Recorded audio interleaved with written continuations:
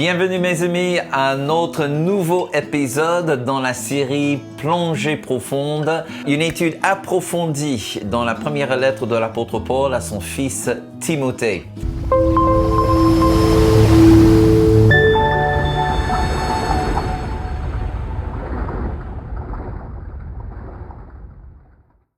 Alors, dans notre dernier épisode, je vous ai dit que nous avons terminé avec les qualifications d'un ancien ou un surveillant ou un évêque. Alors, quelques-uns, vous m'avez dit au cours de cette semaine entre nos deux épisodes, « Ah, mais Pasteur Robert, il reste encore deux qualités d'un ancien. » Et vous avez tout à fait bien raison. Mais enfin, j'ai trouvé dans ces deux qualités, non seulement des qualités qui s'appliquent à un ancien, ça s'applique aussi à un diacre. En fait, ça s'applique pour moi à tout responsable, quel que soit son ministère, quelle que soit sa fonction dans l'Église. Et ce sont ces deux choses, ces deux qualités que nous voulons mettre dans notre plongée profonde. Prions. Père très saint, nous voulons vraiment te remercier pour cette grâce extraordinaire que tu nous donnes en Jésus.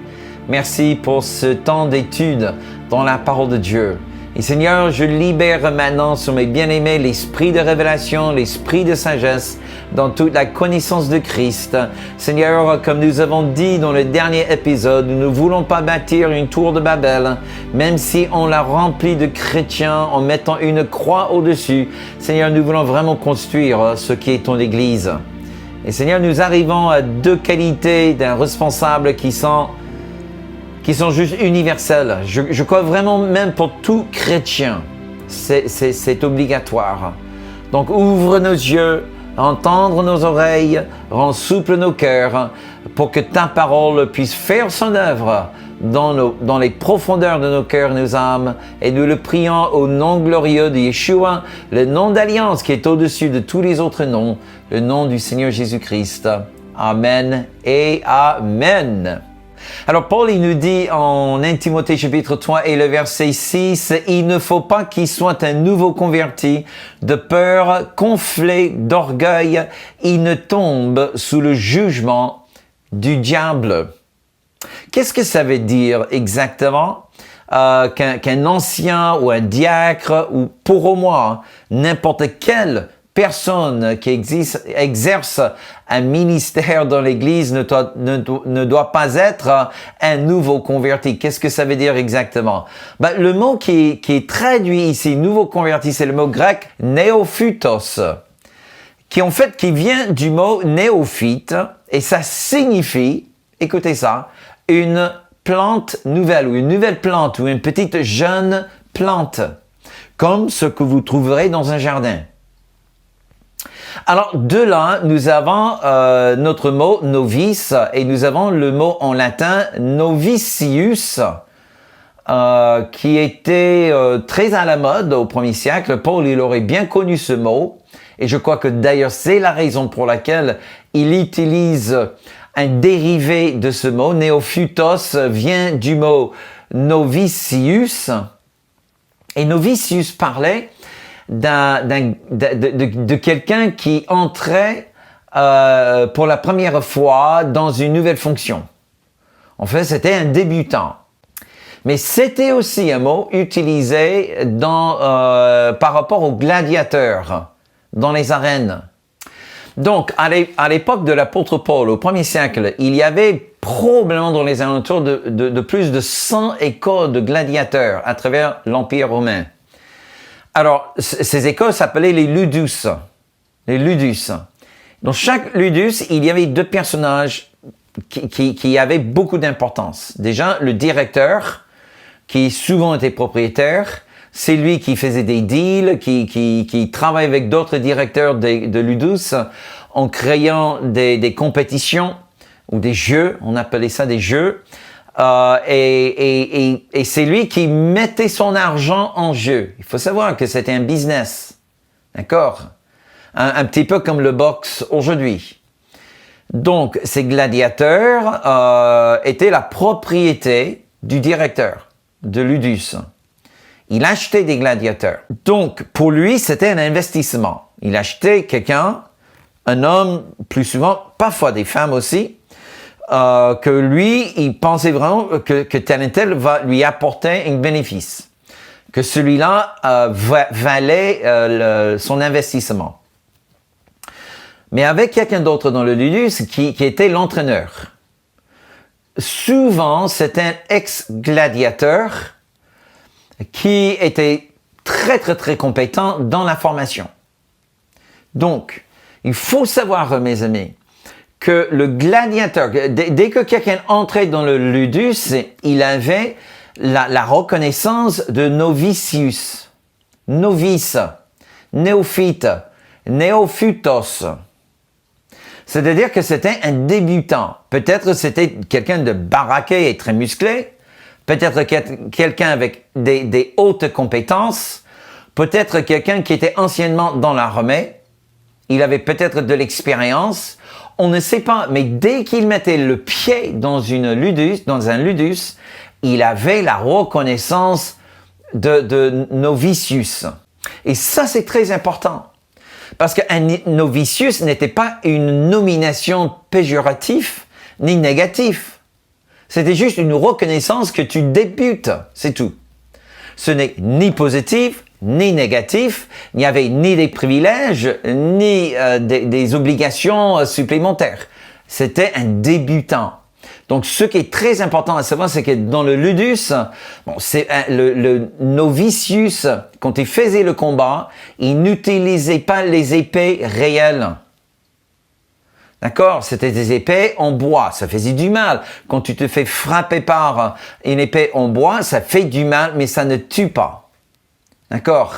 C'est une fois que le novicius n'est plus dans cette catégorie de novice, et il est promovu un statut de gladiateur, là, il peut même faire des entraînements avec des réelles armes. D'accord? Mais au début, non. Donc, encore une fois, c'était un calcul. Le calcul était basé sur l'investissement et ce que le gladiateur pourrait rapporter au ludus, et notamment le directeur, comme bénéfice. Et bien évidemment, mes amis, quand le directeur de ludus, il voulait mettre un gladiateur dans un match, il ne le faisait jamais sans consulter l'entraîneur. Et c'était l'entraîneur qui était le dernier à donner le feu vert pour que le novicius soit mis dans une arène pour faire le combat. D'accord? Parce que dès qu'un gladiateur est tué, le directeur de ludus, il perd tout son investissement, bien entendu. Et souvent dans les jeux, c'était un combat jusqu'à la mort. Donc vous voyez. Donc, un entraîneur n'allait jamais mettre un novicius dans l'arène avant qu'il passe par un temps d'entraînement et de formation. Et ce que Paul nous donne ici, c'est vraiment l'image, le danger de mettre un novice, peu importe s'il est compétent, peu importe s'il est loin de Dieu, peu importe s'il a 10 000 prophéties derrière lui, peu importe si X, Y et Z t'appellent en te disant « mets ce gars dans une position d'influence parce que c'est vraiment loin de Dieu, Dieu m'a parlé ». Patati et patata. S'il n'a pas d'expérience, c'est un danger non pas justement pour lui, mais pour d'autres qui peuvent faire partie de son équipe. Donc c'est ça ce que nous devons absolument comprendre. Pourquoi alors on ne ferait jamais confiance à un chirurgien qui n'a pas fait des années et des années et des années d'école? Amen. Pourquoi quand tu devais faire une intervention chirurgicale et on présente quelqu'un qui est à peine dans sa deuxième année de l'école médicale et tu dis « Ok, pas de souci, t'as l'air bien mon gars, t'as l'air sympa, donc me voici, fais comme vous voulez. » On fait pas comme ça. On se confie à quelqu'un qui a de l'expérience et non pas que de la connaissance. Alors aujourd'hui, dans notre pays, notre beau pays, on est tellement obsédé par la connaissance. Et dès qu'on trouve quelqu'un avec un peu de connaissance, nous l'élevons à une position d'influence dans l'Église de Jésus-Christ avant qui soit mis à l'épreuve.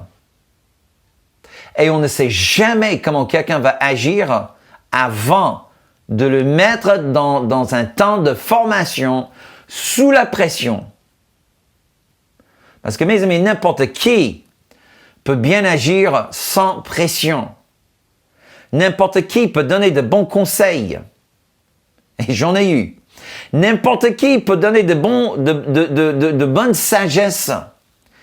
Mais ce que la Bible exige, et c'est implicite dans ce texte, c'est que quelqu'un agisse bien et dans le temps de paix et dans les temps de guerre et dans un temps d'épreuve et dans un temps de tribulation. Et c'est là, mes amis, vraiment où Dieu voit de quel genre de caractère nous avons. Que ce soit bien clair, être capable à gérer une responsabilité en temps de paix ne donne à aucune personne la qualification d'un responsable. C'est pas une question de gérer une responsabilité, c'est une question de gérer une pression. Ou de gérer la responsabilité sous la pression. C'est ça ce que je cherche. Et c'est la raison pour laquelle on a tant d'églises qui ne réussissent pas, parce que soit les églises sont gérées par les novices, ou soit le pasteur fondateur d'une nouvelle œuvre, parce qu'il a tellement marre de marcher seul, il va élever d'autres personnes dans des places d'influence dans l'église sans vraiment laisser le temps à voir si ce que la personne a vraiment à l'intérieur, et la personne fait naufrage dès qu'il se met sous la pression du ministère. Alors maintenant, il faut savoir que dans la Bible, la notion du temps qu'il faut pour que quelqu'un ne soit plus considéré comme novice et qu'il soit maintenant gladiateur, tu vois, dans la Bible, il n'y a aucune indication. Et je crois que c'est vraiment une question de l'entraîneur. Si un entraîneur, il voit que quelqu'un fait beaucoup de progrès et très très très vite, il peut promouvoir quelqu'un à une place d'influence. Le problème, c'est que parfois, mes amis, on va promouvoir quelqu'un à une place d'influence avant de vraiment constater comment il agit sous la pression. Et c'est là où parfois, on met des gens dans les places d'influence et dans les temps de paix, la personne agit super bien, très compétent, il fait un travail excellent, mais dès qu'il y a une offense, dès qu'il y a une pression qui semblerait être un petit peu au-dessus de ce qu'il pourrait subir, là, la personne craque, il agit dans la chair et il crée du désordre autour de lui. Et ça, c'est quelqu'un, il fallait jamais mettre une telle personne dans une place d'influence. Ensuite, Paul, il dit, de peur, gonflé d'orgueil, il tombe sous la condamnation du diable. Donc, qu'est-ce que ça veut dire de s'onfler d'orgueil? Alors, c'est facilement, c'est le mot grec ici, c'est le mot tupho, qui signifie littéralement être enveloppé de la fumée. Mais enveloppé de la fumée sans qu'il y ait du feu. Alors c'est très très très particulier. Et ça nous donne, en fait, de ce mot vient un autre mot grec qui parle de la vanité. Alors, c'est quoi la vanité? La vanité, c'est d'être vraiment engonflé, d'avoir une vue sous-estimée de soi-même. Et quand tu commences à creuser, on trouve que c'est vide à l'intérieur. C'est ça la vanité. Ça vient du mot vider à l'intérieur. Cette notion d'être enflé d'orgueil, en fait, ça veut dire littéralement l'image. Imagine qu'il y a une sorte d'allumette qui tombe par terre. Et ça commence à prendre feu. Imagine que tu es dans un endroit où il y a beaucoup d'herbes, mais qui est tout desséché. Et il y a de la fumée qui commence à monter. Alors, peut-être au début, on ne se rend même pas compte qu'il y a de la fumée. Et petit à petit, la fumée nous enveloppe. C'est ça l'orgueil. L'orgueil, mais sans qu'il y ait du feu. En fait, c'est ça ce qui est vraiment séducteur dans tout ça, parce qu'on cherche parfois du feu. Et parce qu'on ne trouve pas, on ne sait pas d'où vient la fumée. Alors, mais c'est ça l'orgueil. L'orgueil est quelque chose qui est c'est comme attraper un poisson, mes amis. Quand tu tombes sur quelqu'un qui est vraiment rempli d'un esprit d'orgueil, il est très difficile d'identifier les sources de l'orgueil. Parce que tout de suite, quelqu'un qui est dans l'orgueil, il va s'adapter, il va prendre quand même un manteau, il va fausser une sorte de fausse humilité. Mes amis, j'ai dû faire avec beaucoup de gens dans l'orgueil et c'est toujours extrêmement difficile. Extrêmement difficile. Pourquoi? Parce que lui-même, il est aveugle. Il est aveuglé à cette fumée qui l'enveloppe. En fait, la Bible nous donne cette image que la personne lui-même ne se rend pas compte du fait qu'il commence à être enveloppé d'une fumée. À tel point que même les gens qui sont parfois les plus proches de lui s'habituent tellement à la fumée que même eux ne le voient plus. C'est ça ce qui est tellement destructeur avec quelqu'un qui est orgueilleux. C'est que les gens les plus proches, très souvent, ne le sentent pas, ne le voient pas, ne le constatent pas avant que ce soit trop tard. Alors, c'est quoi l'orgueil dans le sens biblique? Alors, parfois, on pense que l'orgueil, c'est lorsque je me donne une valeur trop importante par rapport à moi-même. Et ça, c'est l'orgueil. Non, c'est pas ça bibliquement parlant. Bibliquement parlant, c'est lorsque l'orgueilleux, quand il voit les autres, il abaisse leur valeur. C'est pas qu'il cherche à s'élever au-dessus d'eux, mais il cherche plutôt à abaisser les autres. Donc c'est encore une raison pour laquelle l'orgueil est vraiment subtil. Et pourquoi la personne ne va pas forcément s'identifier comme quelqu'un orgueilleux. Mais quand tu l'entends, surtout quand il est sous la pression, et qu'est-ce qui sort? Il abaisse la valeur des gens qui sont autour de lui. Il les traite, il leur parle, l'attitude qu'il a envers eux, c'est qu'ils sont vraiment bons à rien, ils sont stupides, imbéciles, ou voilà. C'est-à-dire qu'il va baisser la valeur des autres. C'est ça qui est qu'un orgueilleux. Et la Bible nous dit en Proverbe chapitre 16 et le verset 18, l'arrogance précède la ruine et l'orgueil précède la chute. Alors c'est ça le problème avec quelqu'un qui est vraiment prisonnier dans cette nuée d'orgueil, c'est que cela l'amène à la ruine. Il va tomber. Tôt ou tard, il va tomber. Et ce qui est encore plus grand dommage, c'est que parfois il y a des gens qui sont élevés dans les positions d'influence dans l'Église, et comme ils s'accrochent à leur position, ils se stabilisent pour qu'ils ne tombent pas. Mais tu enlèves la position, tu enlèves la tâche, tu enlèves la responsabilité et vois ce qui se passe avec la personne. Là, il tombe et il tombe vite. Et là, Paul, il dit, afin qu'une telle personne ne tombe sous le jugement du diable. Alors, le mot ici tomber, c'est le mot grec empipto, qui signifie littéralement tomber dans quelque chose, mais cela nous donne l'impression que c'est un accident. On n'a pas prévu à tomber dedans. Quelque chose nous est arrivé et je me retrouve dans une situation et je me pose la question comment j'ai fait pour arriver ici? Vous voyez ce que je veux dire? Donc, c'est vraiment un résultat non intentionnel. C'est quelqu'un personne ne se réveille pas un matin en disant « Je pense que je vais agir vraiment dans l'orgueil aujourd'hui et ruiner ma vie. » Ah ben non, pas du tout. Ça veut dire qu'il sème dans l'abaissement des autres autour de lui. Petit à petit, la fumée lui rend aveugle. Il ne le voit pas. Les gens proches de lui ne le voient pas. Et finalement, il tombe dans un trou. Et c'est le premier qui dit, mais je ne sais pas, qu'est-ce que j'ai fait pour mériter ça? Qu'est-ce que j'ai fait pour arriver ici?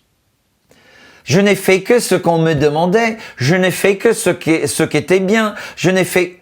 Tu vois, il est complètement aveugle. Et en conséquent, il commence à mettre la blâme sur tous les autres. Ah, ça doit être l'église, ça doit être le pasteur, ça doit être les anciens, ça doit être ma femme, ça doit être mon mari, ça doit être mes enfants, ça doit être mon patron. C'est toujours la faute de quelqu'un d'autre pour un orgueilleux. Pourquoi? Parce qu'il arrive dans un endroit et il ne sait même pas comment il a fait pour y arriver. Comment c'est triste.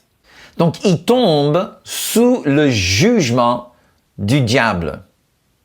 Alors, on va faire une petite plongée là-dedans parce que il faut savoir que dans le Nouveau Testament, il y a deux mots en grec qu'on peut traduire très facilement et ils sont tous les deux traduits en jugement. Alors, le premier mot, c'est le mot krima. Krima, d'où vient notre mot moderne crime. Et le deuxième mot est crisis, d'où vient notre mot crise. Donc, le mot crisis parle beaucoup plus de ce processus judiciaire. Ça parle de l'enquête. C'est-à-dire que peut-être on soupçonne la culpabilité, donc on mène une enquête pour prouver la culpabilité d'un tel. OK? Quelqu'un est accusé de vol, donc on met en prison, en garde à vue, on commence une enquête. Cette enquête, c'est le mot crisis. Et on peut dire que l'accusé, il est dans un temps de grise. Parce qu'on mène une enquête, d'accord, pour décider son innocence ou sa culpabilité. Mais le mot que Paul utilise ici en 1 Timothée chapitre 3, le verset 6, c'est le mot krima.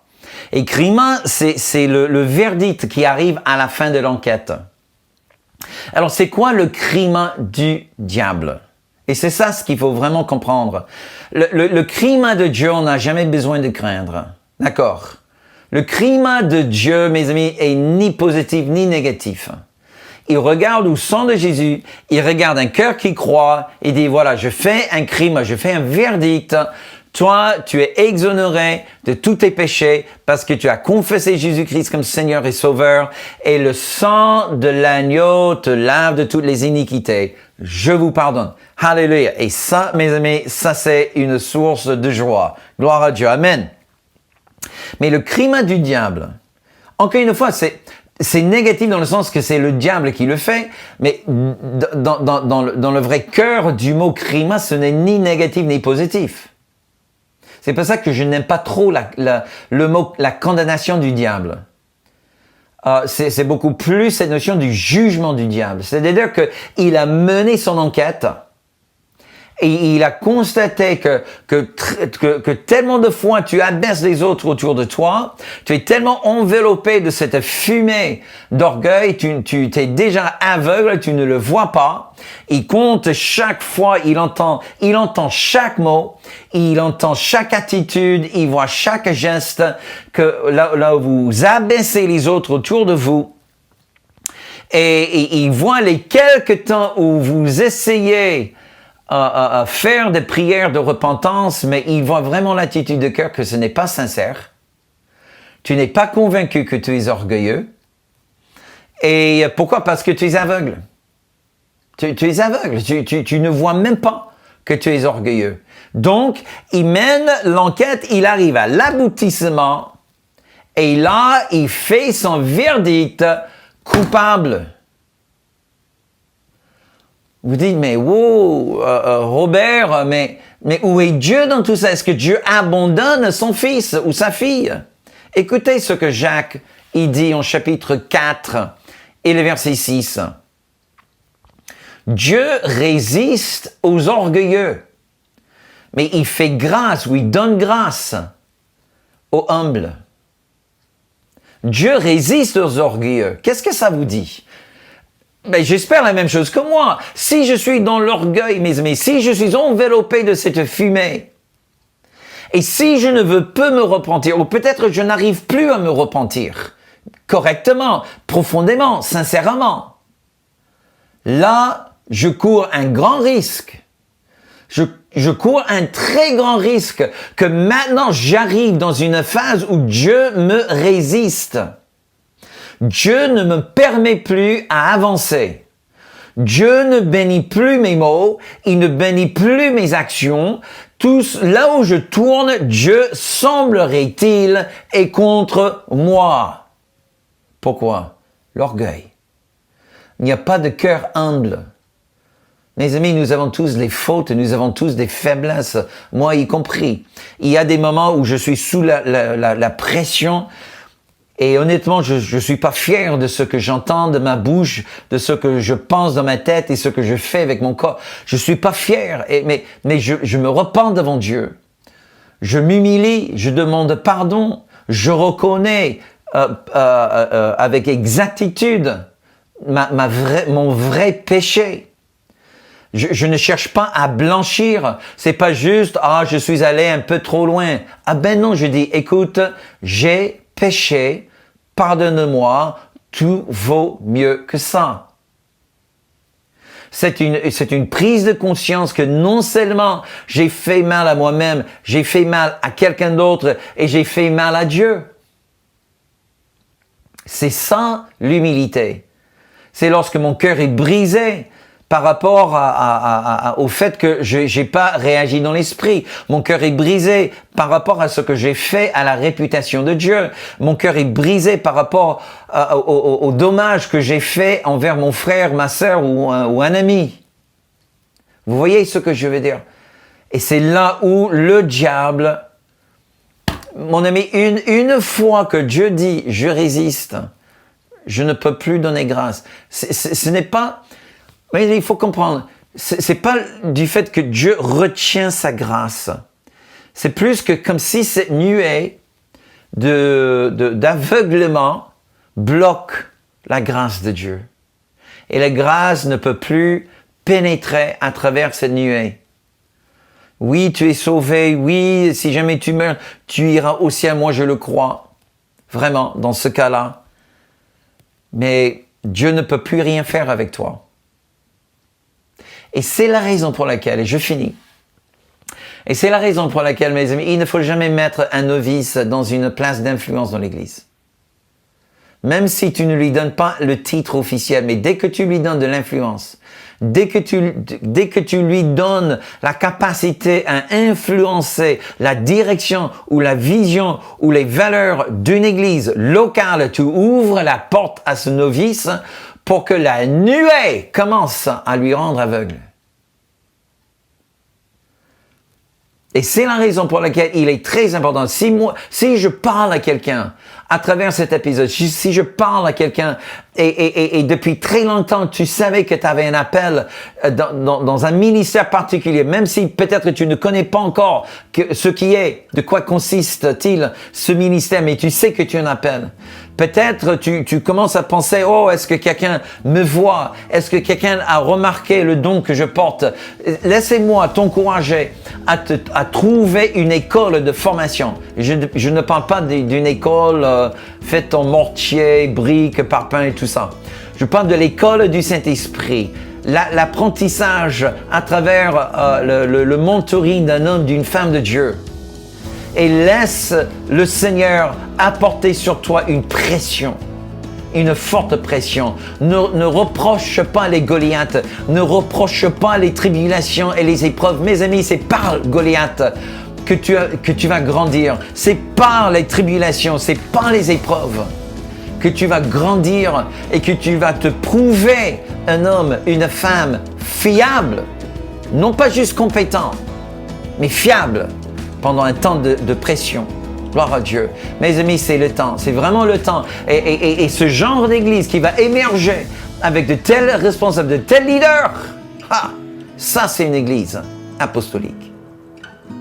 Voilà, c'est tout le temps que nous avons pour cet enseignement.